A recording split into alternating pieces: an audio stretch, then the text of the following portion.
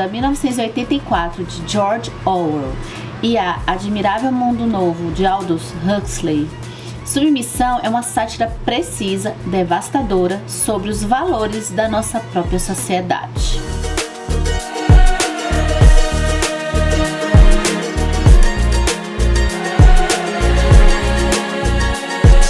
Esse livro é para quem deseja conflito interno, que seja. Ler Submissão não é para sair, não é para ficar na leitura de um jeito tranquilo, de jeito nenhum. A gente sabe que a gente vai ser provocado o tempo todo. O François é um sujeito de meia idade, um acadêmico, professor, que está muito desencantado com a vida, e ele estuda muito um teórico chamado Huysmans, na verdade Huysmans. Eu vou repetir um pouco o que eu falei no vídeo de leituras, tá? Que eu também vou deixar, aliás, todas as referências desse vídeo vão estar no box de descrições no YouTube, tá? Ou pode aparecer, se for vídeo aqui do canal, pode aparecer um link aqui por cima. E que é esse clichê do sujeito de meia idade que se relaciona com a menina mais nova, e esse relacionamento puramente sexual acaba, por meio dessa relação é que esse sujeito se sente um pouco mais vivo. O livro, a gente está no ponto de vista do François, e ele tem os seus momentos. Então a gente, assim como eu passei raiva com quem é esse sujeito que não é para provocar a empatia do leitor, acho que está longe de provocar. Ao mesmo tempo, ele tem assim, momentos que vão provocar reflexões, ainda que a gente não concorde com elas, mas a gente mesmo vai refletir por alguns assuntos que ele pensa, né? Que ele aparece aqui da narrativa. Página 11, por exemplo. Da mesma maneira, um livro que amamos é, antes de tudo, um livro cujo autor amamos, a quem temos vontade de encontrar, com quem desejamos passar os nossos dias. Beleza, né? Ok, agora vamos ao próximo. Uma conversa dele com a sua amante. Eu tinha um jeito tão deprimido assim? Perguntei depois de novo silêncio. Não, deprimido não. Mas em certo ponto é pior. Sempre houve em você uma espécie de honestidade anormal, uma incapacidade para enfrentar esses compromissos que, afinal de contas, permitem às pessoas viver. Por exemplo, digamos que tenha razão sobre o patriarcado, que seja a única fórmula viável. Isso não impede que eu tenha feito estudos, que tenha sido acostumada a me considerar uma pessoa individual, dotada de uma capacidade de reflexão e de decisão iguais às dos homens. Então, o que é que isso faz de mim agora? Eu só sirvo para ser jogada fora? Provavelmente a resposta certa era sim, mas me calei. Afinal, talvez eu não fosse tão honesta assim. Os sushis custavam a chegar. É por aí que a gente vai norteando assim a personalidade desse homem. Um homem que, assim, não é à toa, eu sempre fiquei casquetando porque que dizem que esse livro é uma sátira, se eu passei também tanta raiva, né? Mas ele tem, o François tem uma honestidade que é justamente para, eu acho que para nos chocar, a gente se choca, e algumas coisas que ele não, óbvio, não vai ter coragem de dizer, ele pensa, e a gente também entra em contato com a narração dele e os pensamentos dele.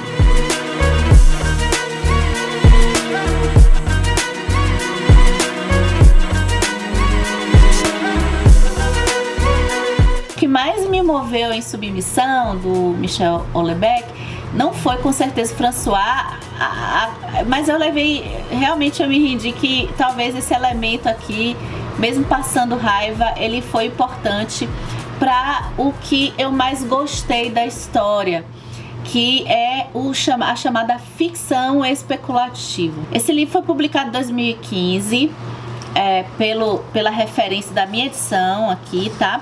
E só que o autor imagina 2022, eleições presidenciais na França.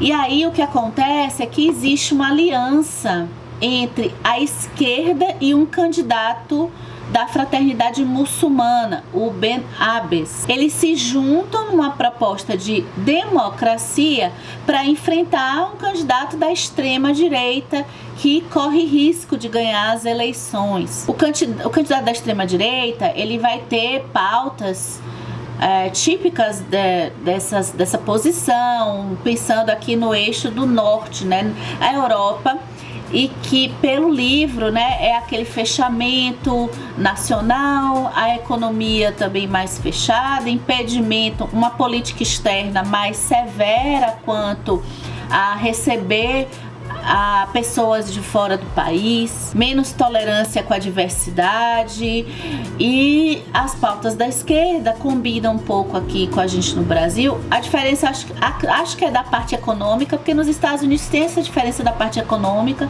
com relação aos pensamentos de esquerda e direita, né? Nos Estados Unidos, por exemplo, os liberais, eles estão com a esquerda e não com a direita, como é aqui, né? O liberalismo econômico tá com a direita. E parece que ali pela Europa, supondo, não sei se por influência minha do que eu sei dos Estados Unidos, mas assim, é bem assim, nessa mudança nessa parte econômica, mas na pauta de políticas sociais é parecido. Então, para preservar, no final das contas, o poder, né, as pautas identitárias, mas para preservar poder se faz aliança com esse candidato, que ele não pretende, né, fica garantida a democracia. E o bom desse livro é que, pelo menos eu imaginei uma coisa bem conto da Aya, assim, quando penso em distopia, que o da Aya eu não acho que é distopia, mas pensando, né, nesse cenário dessa mistura religiosa fundamentalista, que pelo menos antecipa aqui na história, dá a entender, poxa, vai ser uma catástrofe, a gente vai ver algo parecido com Síria, com Irã, mas não, eu acho que é isso que eu gostei do livro. O que acontece? Os muçulmanos, né, isso é no começo da história, não é spoiler, esse candidato, ele quer manter realmente a democracia, ele não faz questão de poder, realmente de concentração de poder, ele deixa o poder bem desconcentrado, mas uma coisa ele diz, ele quer sim o domínio completo só da educação. O candidato, ele é muito carismático, conciliador, a gente vai ver pelos olhos do François nas discussões com alguns colegas dele. Ele tem colegas mulheres, colegas homens de academia, e é isso, a gente vai ver o desdobramento dessas eleições. Tá? O principal do livro são as conversas das pessoas em seus posicionamentos políticos e todo o desdobramento desse governo em que ele escolhe, né? Você coloca elementos muito misturados, parece que ele pega aquele caldeirão de histórias que o Tolkien fala e joga misturado, né? Junta aí para abordar diversos assuntos e diversos impactos na sociedade, não só do ponto de vista que a gente imagina, pelo menos eu imaginava, que é o que já está posto na história. Então, o que a princípio se torna algo, não é tão perigoso assim, né? Ele por meio do livro, estrategicamente, a gente percebe a importância da educação, que ninguém se importa. E isso é um elemento assim distópico que eu me encontrei no nosso mundo, né? A nossa sociedade não importa, né? Da educação, não se importa realmente. E a repercussão de que só a educação sobre um poder, aí sim, dentro do fundamentalismo, em separar mulheres, em separar quem tem acesso à educação.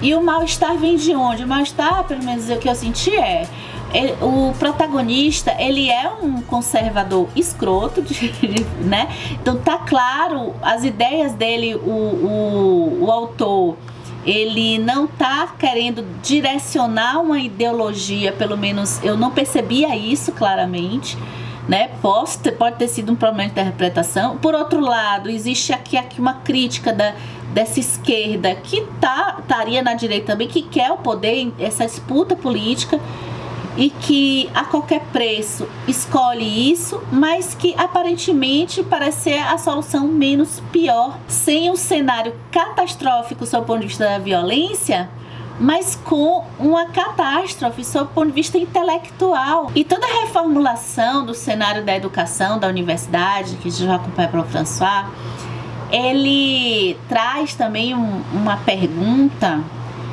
que é o seguinte: até que ponto a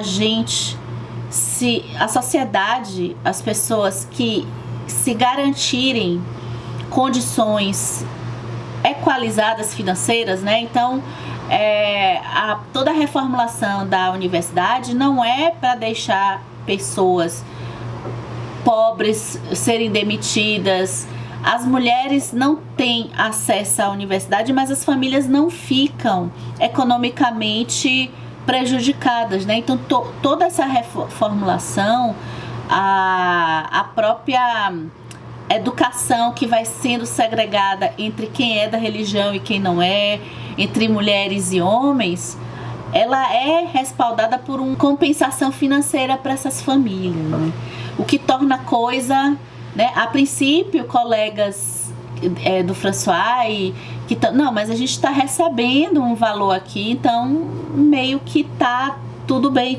Então, será que quando a gente não tem algo que falta, um vazio para lutar sobre um vazio econômico, para lutar a partir disso, será que existe uma acomodação?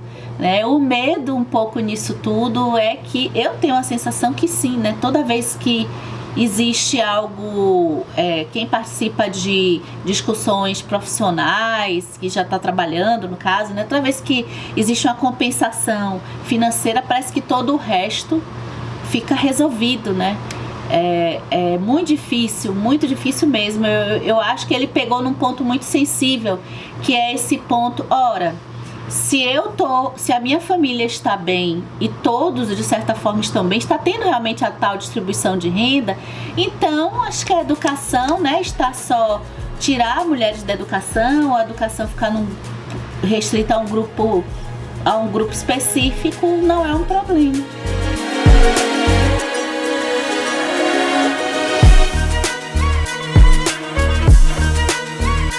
Durante a leitura, né, eu vi que o Houellebecq, ele escreve esse livro um pouco em resposta a uma tragédia que ele viveu. Ele perdeu alguns amigos em um episódio de terrorismo provocado por pessoas de religião muçulmana, né?